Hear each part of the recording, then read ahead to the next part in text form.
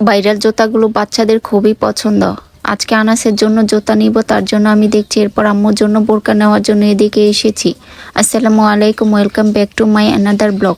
এই সোনার বাংলার মার্কেটের ব্রিজটা কিন্তু সবাই চেনেন, কারণ এটা আগে ভাঙা ছিল, এখন কিন্তু জোড়া লেগেছে। আর মাশাআল্লাহ ব্রিজটা এখন দেখতে সুন্দর, কিন্তু নিচের অবস্থাটা দেখুন, খুবই নোংরা পরিবেশ আমাদের মাধবদের এই ব্রিজটাতে। এরপর আমি আনাসের জন্য এই জুতাগুলো দেখছিলাম।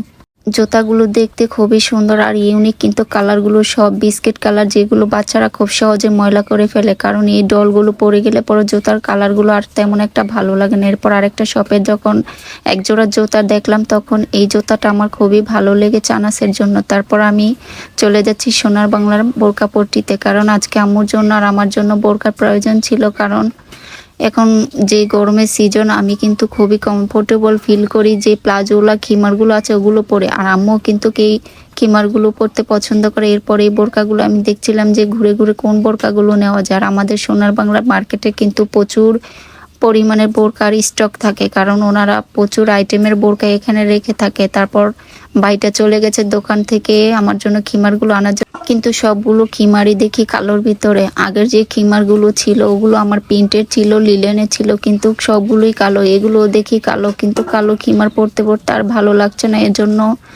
আমার কাছে তেমন একটা ভালো লাগেনি। কিন্তু প্রিন্টগুলো মোটামুটি চলে। আর এটা ছিল অ্যালেক্স কাপড়ের, এগুলো পরতে কিন্তু খুবই কমফোর্টেবল ফিল করা যায়, কারণ এগুলো পরে খুব সব কাজে কিন্তু ক্যারি করা যায়। এরপর আমার ফাইনালি এই কালারটা পছন্দ হয়েছে। তারপর এখানে তেমন একটা ছিল না, 3টা স্টকে ছিল। ভাইটা বলছিল যে আমাদের সোনার বাংলাতে এগুলো খুবই কম চলে, তাই 3টা স্টকে আছে, চাইলে নিতে পারেন যে কোনো একটা। তারপরে কিমারটা আমি কয় টাকা দিয়ে কিনলাম বললাম না আজকে।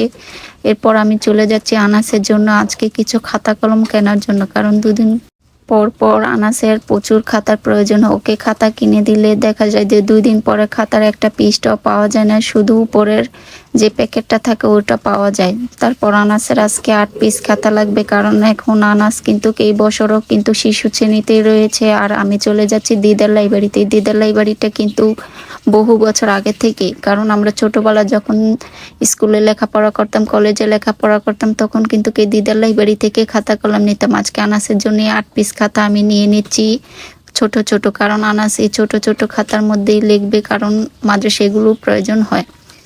এরপর খাতাগুলো কিনে আমি প্যাকেটিং করে নিয়ে চলে আসলাম বাসাতে। তারপর বাসায় এসে আনাসকে আমি দেখাচ্ছি যে ওর জন্য কি নিয়ে এসেছে। আনাস কিন্তু বাসায় আসলেই মাদ্রাসা থেকে এখন চলে এসেছে।